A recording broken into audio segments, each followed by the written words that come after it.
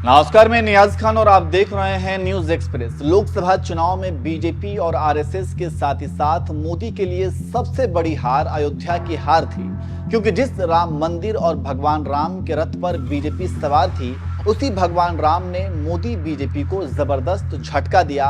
और अब उपचुनाव में बद्रीनाथ विधानसभा सीट कांग्रेस ने जीतकर बीजेपी को फिर करारा झटका दिया है। और इसी को लेकर सोशल मीडिया में तरह तरह की टिप्पणी देखने को मिल रही है। देखिए ये रिपोर्ट।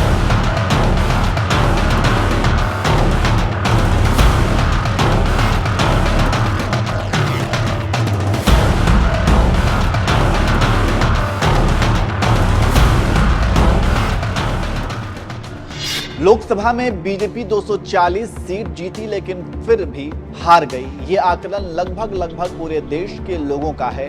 और इसके पीछे तर्क है कि जिस मोदी और बीजेपी को राम मंदिर ने सत्ता भोगने का मौका दिया, वही अयोध्या ने बीजेपी को झटका दे दिया। और ये जख्म मोदी और बीजेपी के लिए इतना गहरा है कि बीजेपी को जीवन भर सताता रहेगा। और जब भी धर्म की बात होगी तो बीजेपी विपक्ष के जाल में फंस जाएगी और विपक्ष के सवाल का जवाब नहीं दे पाएगी। लेकिन अभी मोदी और बीजेपी के लिए यही चल रहा था कि अब बद्रीनाथ में बीजेपी की बुरी हार हुई है। जी हां, उत्तराखंड में चल रहे विधानसभा उपचुनाव के वोटों की गिनती खत्म हो गई है और चुनाव में बीजेपी को बड़ा झटका लगा है। उत्तराखंड की 2 विधानसभा सीटों पर हुए उपचुनाव कांग्रेस ने बाजी मार ली है। मंगलौर और बद्रीनाथ सीट पर बीजेपी की करारी हार हुई है। मंगलौर सीट पर बीजेपी के करतार सिंह भड़ाना और बद्रीनाथ में राजेंद्र भंडारी चुनाव हार गए हैं। मैं अत्यधिक उत्साहित महसूस कर रहा हूँ। ये जनता जनार्दन का प्यार है। उन्होंने बड़ी कठिन परिस्थिति में सत्ता दल के प्रलोभन, उनके दबाव, उनकी गुंडागर्दी, प्रशासन के हाई हैंडेडनेस, उनकी जबरदस्ती, जोर जबरदस्ती, पुलिस की जोर जबरदस्ती के बावजूद जो है कांग्रेस को जिताया है। मैं मंगलौर की बहादुर जनता को भी प्रणाम करता हूं और श्री बद्रीनाथ की विवेकशील जनता को भी प्रणाम करता हूं। उन्होंने वहां कहा दल बदलू नहीं चाहिए, हमको कांग्रेस चाहिए। निष्ठावान कार्यकर्ता लखपत बुटौला को उन्होंने कहा आज हम हरेले के मौके पे एक पौधा लगा रहे हैं, ये वृक्ष बन करके श्री बद्रीनाथ की क्षेत्र की सेवा करने का काम करेगा।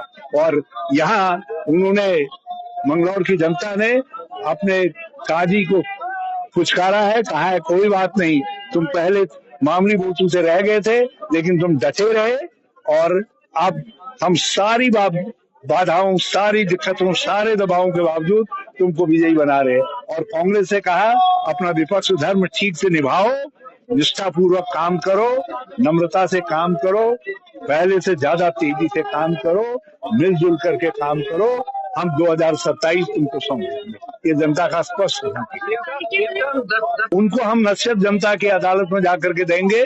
आप लोगों ने जो फुटेज ली है, उन फुटेज को अब हम दिखाएंगे जनता के बीच में, कहेंगे ये है भारतीय जनता पार्टी का असली चेहरा। और ये उसके बावजूद भी कांग्रेस कार्यकर्ताओं को और अपने चुनावी प्रबंधकों को बहुत धन्यवाद देता हूं कि निरंतर उत्साहित रहे और इस समय भी पूरे उत्साह में है कांग्रेस जन जो है।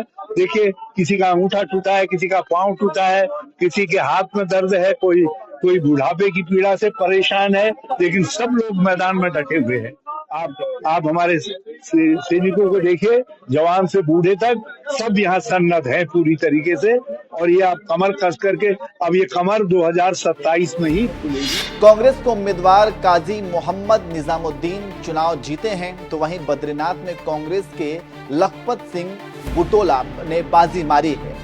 जानकारों की माने तो इससे धामी सरकार गिरेगी तो नहीं, लेकिन इसकी गूंज पूरे देश में काफी दिनों तक सुनाई देती रहेगी। और जब भी बद्रीनाथ की बात होगी तो बीजेपी बगले झांकते नजर आएगी। जानकारी देते चलें कि बद्रीनाथ और मंगलौर विधानसभा सीट पर कांग्रेस ने अपनों पर विश्वास जताया। पार्टी ने दोनों सीटों पर उन चेहरों को मैदान में उतारा जो कांग्रेस से लंबे समय से जुड़े। दिलचस्प बात यह है कि प्रदेश में सत्तारूढ़ बीजेपी ने जिन चेहरों पर दांव लगाया वो दोनों ही उसकी सांगठनिक नर्सरी से नहीं थे। बद्रीनाथ सीट पर बीजेपी उम्मीदवार को हराने वाले 49 साल के लखपत सिंह बुटोला पिछले 2 दशक से कांग्रेस पार्टी से जुड़े हुए हैं। कांग्रेस प्रदेश मीडिया प्रभारी, प्रदेश प्रवक्ता के पद पर रहे हैं और 2011 में थाला पोखरी से जिला पंचायत सदस्य रहे।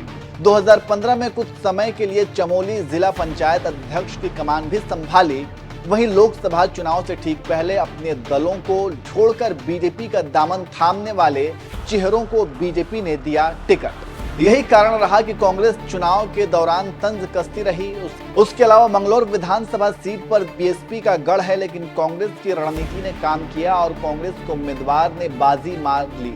जानकारी देते चले कि अब इसी को लेकर सोशल मीडिया में बीजेपी की आलोचना हो रही है और बीजेपी हार से सदमे में है और कुछ बोल नहीं पा रही है। लेकिन एक और बात बता दें कि इस जीत हार से उत्तराखंड सरकार को कुछ फर्क नहीं पड़ने वाला, लेकिन एक सिंबॉलिक फर्क जरूर पड़ेगा जो काफी कष्ट देगा।